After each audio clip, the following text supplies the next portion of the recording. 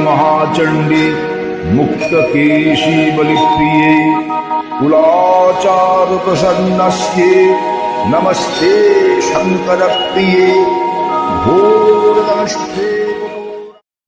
पूजा के फूल जो हम रोज तोड़कर अपने ईश्वर को चढ़ाते हैं, क्या है उसका सही तरीका, जानेंगे आज हमारे इस वीडियो के माध्यम से। दोस्तों, अभी तक अगर चैनल को सब्सक्राइब नहीं किए हैं तो जल्दी ही सब्सक्राइब कर लीजिए और वीडियो को बिना स्किप किए पूरा देखें। ये आपके जानकारी के लिए बनाया गया है। चलिए वीडियो को स्टार्ट करते हैं। जय माँ काली श्री हंसानंद तीर्थनाथ जी। जय गुरु, जय माँ तारा। सर, जिस फूल को हम तोड़कर देवी देवता को अर्पण करते हैं, पूजा में चढ़ाया जाता है, उसका भी कोई विशेष नियम होता है क्या, या फिर नॉर्मल तरीके से फूल तोड़कर हम पूजा में प्रयोग कर सकते हैं? जी, आपका प्रश्न जो है बहुत ही अच्छा प्रश्न आपने पूछा है और ये बहुत ही सभी लोगों के लिए ये काम आने लायक प्रश्न है। इस बात का जानकारी रखना सबको जरूरी है, क्योंकि हम लोग जो भी पूजा पाठ वगैरह करते हैं, ये पूजा पाठ शास्त्रों से ही आया हुआ है। शास्त्रों के अनुसार ही प्रणाम करने का भी विधि बताया गया है, किनको प्रणाम करना चाहिए, किनको प्रणाम नहीं करना चाहिए और किस तरीके से प्रणाम करना चाहिए। इसी तरह से पूजा पाठ का जो जिक्र है या विषय जो पूजा पाठ का बना हुआ है, ये पूजा पाठ शास्त्रों से आया हुआ है। और पूजा पाठ में हम लोग जिस तरह से पंचोपचार, षोडशोपचार आदि जो पूजा करते हैं, इनमें पुष्प का बहुत ही एक अहम भूमिका है। पूजा को संपन्न करने के लिए, पूजा को सफल बनाने के लिए पुष्प का जरूरत तो पड़ता ही है। अब पुष्प को अगर देखा जाए, कई शास्त्रों में, विशेषकर प्रयोग पारिजात में, पुष्प के कई भेद बताए गए हैं। पुष्पों को बहुत क्लासिफाई किया हुआ है।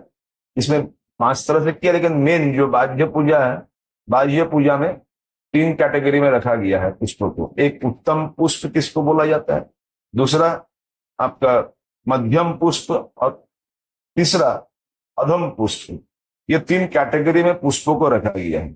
और इनके अलावे कुछ पुष्पों को ऐसा रखा गया है जो त्याज्य है, मतलब उस पुष्प से आप पूजा नहीं कर सकते। भले ही बहुत मेहनत से, भक्ति भाव से हो या जिस तरह से हो, आपने उस पुष्पों का चयन किया है, लेकिन वो पुष्प पूजा के लायक नहीं रहता। तो आज मैं आपके प्रश्न का उत्तर देते हुए इसी को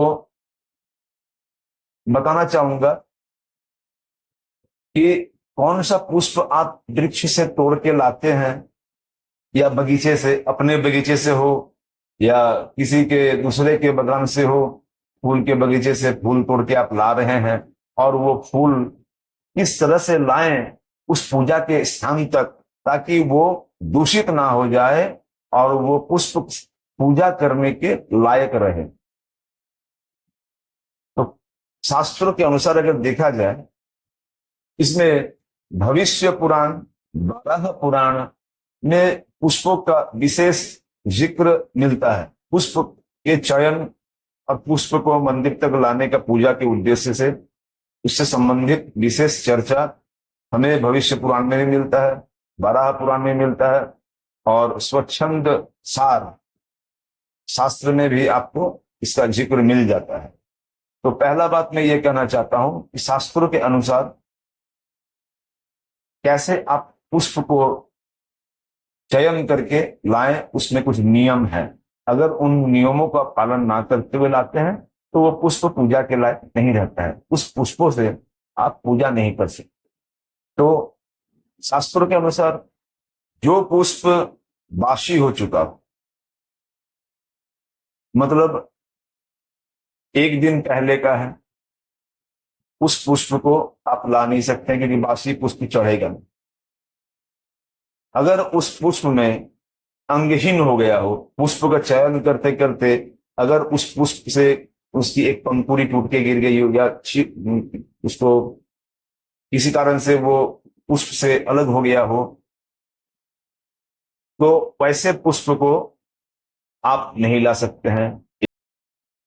बासी फूल आप पहले से कहीं रखे हुए थे और उस फूल से पूजा चढ़ा रहे हैं, उस फूल को पूजा योग्य नहीं माना जाता। जिसमें से कुछ कुछ देश काल स्थिति को देखते हुए भी उस पुष्प को बासी भी चढ़ाया जा सकता है। शास्त्रों में देखा जाए तो चंपा और कमल पुष्प, जो जलपद्म पंकज पुष्प जिसको बोला जाता है, लोटस, ये आप बासी भी चढ़ा सकते हैं और चंपा फूल भी बासी चढ़ सकता है। जो गेंदा फूल आता है वो भी जब तक उसमें खिला हुआ खूबसूरती है, पीछे का जो भाग हरा रहना चाहिए, कालापन नहीं आ गया हो या कीट उसमें ना लग गया हो, कीड़ा ना पड़ गया हो, तब तक वो गेंदा बासी भी पूजा में लग सकता है। अब दूसरा नंबर मैं बताना चाह रहा हूं कि फूल तोड़ते तोड़ते अगर कोई पंखुड़ी टूट जाए, उस मूल पुष्प से उसका अंगहीन हो जाए, तो टूटा हुआ फूल नहीं चढ़ता है। छिद्र, छेदा, फटा हुआ पुष्प पूजा के लायक नहीं रहता है। 3 नंबर है, किसी पुष्प में कीड़ा लगा हुआ है, कीट उसको आधा खाया हुआ है, कहीं कहीं जहां तहां छेद छेद हो गया है, वो सब फूल पूजा में नहीं चढ़ता है, वो पुष्प त्याज्य है। बहुत ज्यादा उग्र गंध वाला और तीखा स्मेल वाला पुष्प पूजा के लायक नहीं होता है। या फिर जो एकदम निर्गंध है, जिसमें कोई गंध ही नहीं, वो भी पूजा के लायक नहीं होता है। लेकिन स्वच्छंद सार शास्त्र में यह लिखा हुआ है कि पलाश का पुष्प, मदार का पुष्प, जवा पुष्प जिसको उड़हुल बोलते हैं, जो मां काली को, दुर्गा को चढ़ता है, लाल जवा का पुष्प, और बंदूक पुष्प, ये पुष्प निर्गंध होने के बावजूद भी पूजा के लायक है। ये था चौथा नंबर। अब मैं आता हूं 5वें नंबर में। क्या है कि अगर आप कोई पुष्प को चयन कर रहे हैं और पुष्प तोड़ते हुए पौधे से उसको अगर आप सूंघ लेते हैं, तो सूंघा हुआ, उसका घ्राण लिया हुआ पुष्प को आप अपने आराध्य को चढ़ा नहीं सकते हैं। 6ठा नंबर, यह बहुत ही जरूरी बात है, इसको जानकारी रखना। बहुत कोई होते क्या है ना, जल्दी जल्दी में बाएं हाथ में फूल तोड़ के बाएं हाथ में रखते जाते हैं, वो पुष्प त्याज्य है, वो पुष्प पूजा में नहीं चढ़ता। बाएं हाथ में आपको फूल तोड़ के रखना नहीं है। आप कोई दोना ले लीजिए या कोई पात्र ले लीजिए, फूल तोड़ के उसमें रखिए। दाहिने हाथ से फूल तोड़ के बाएं हाथ में रखा हुआ फूल पूजा के लायक नहीं होता है। 7वां नंबर, अगर आप अपने ओढ़नी में या गमछे में या किसी तरह का अपने पहने हुए वस्त्र में फूल ऐसे करके लेके फूल तोड़ के रख रहे हैं, तो वो वस्त्र में मुड़ा हुआ या अपने पहने हुए वस्त्र में रखा हुआ पुष्प को त्याज्य पुष्प बोला जाता है। उसमें आपको पुष्प नहीं रखना है। वैसा वस्त्र में लपेट के पुष्प लाइएगा, वो पूजा के योग्य नहीं रहता है। जो भूमि में गिरा हुआ पुष्प है, नीचे जमीन में चला गया है, पौधा से ही अपने आप जमीन में गिर गया है, या आपके हाथ से भी फिसल के नीचे जमीन में गिर गया है, भूमि पर पड़ गया है, वैसा पुष्प देवता को नहीं चढ़ता है, क्योंकि ऑलरेडी वो जूठा हो चुका है पुष्प, क्योंकि माता धरती को वो अर्पण हो चुका है, वो फूल धरती उसको ले ली। लेकिन जिसमें एक वृक्ष का फूल होता है जो भूमि पे गिरेगा तो भी वो अशुद्ध नहीं होता है, जिसको पारिजात का हर श्रृंगार का फूल बोलते हैं।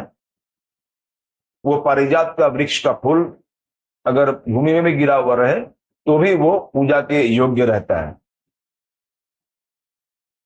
कुछ कुछ एक्सेप्शनल केसेस हैं, फूलों शास्त्रों के अनुसार ही है, और स्थान और क्षेत्र को ध्यान रखते हुए फूलों का भी नियम रखा गया है। अब 8वां नंबर है कि जो व्यक्ति पुष्प का चयन करके फूल को एक पात्र में लेकर के, कोई भी जो मंदिर में चढ़ाने के लिए आप खुद ही ला रहे हो, या कोई माँ का या भगवान का मंदिर में फूल तोड़ करके बगीचों से, फूल के पौधों से, पेड़ों से फूल ला रहा है, और वो फूल लाते समय जब आप मंदिर में पूजा के लिए फूल ला रहे हैं, रास्ते में आपको हाथ में फूल लेकर के, पूजा का फूल लेकर के आपको किसी को प्रणाम नहीं करना है, नमस्कार नहीं करना है, और ना ही किसी का प्रणाम लेना है। कोशिश ये करना चाहिए जब भी आप फूल चयन करें तो ईश्वर का भजन गुनगुनाए, ईश्वर के तरफ मति रखे, भगवान के तरफ मति रखे, और फूलों का चयन करें। नहीं हो सके तो मौन धारण करते हुए फूल चयन करें। अब 9 नंबर में मैं कहना चाह रहा हूं, अगर आप मंदिर जा रहे हैं पुष्प लेकर के, तो थाली में अन्न, जल, अग्नि और पुष्प, इन सभी को एक साथ लेकर के वो पुष्प अगर जाते हैं, वो पुष्प पूजा के लायक नहीं रहता। पुष्प को अलग से ले जाना है, अग्नि के साथ पुष्प लेके नहीं जाना है।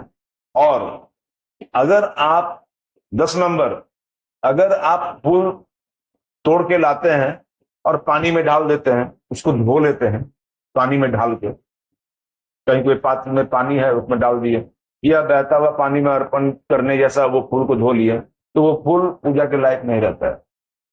किसी अशुद्ध पात्र में, एल्युमिनियम का जो बर्तन वगैरह रहता है, इस तरह से यूज किया हुआ मिट्टी का बर्तन, किसी और जगह में पूजा का ही बर्तन हो, कहीं और यूज हो चुका है, या ऐसा कोई पात्र है जो अशुद्ध है, वैसे पात्र से फूल रख के, वैसे पात्र में, उस पात्र में फूल रख के अगर आप लाते हैं और पूजा में चढ़ाते हैं, वो पूजा स्वीकार नहीं होता, वो फूल त्याज्य है।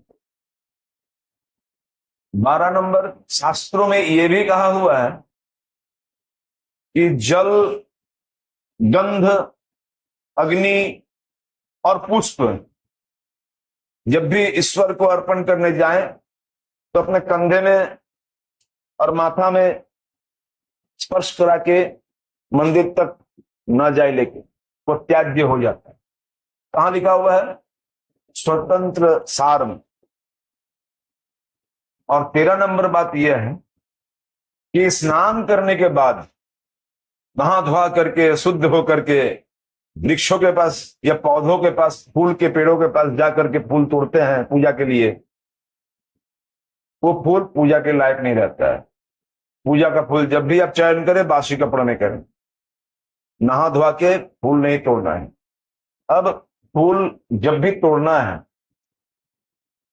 फूल जब भी चयन करें, पूर्वाह्न में करें, प्रातः काल में करें, जब तुरंत फूल खिल रहा हो उसी टाइम में आप फूल का चयन करें, ना कि दोपहर में 12-11 बजे, आप 11-12 बजे दोपहर में जाकर के फूल तोड़ रहे हैं, पूजा करना है, वो फूल त्याज्य होता है। समय का ध्यान रखते हुए ही फूल का चयन करना चाहिए।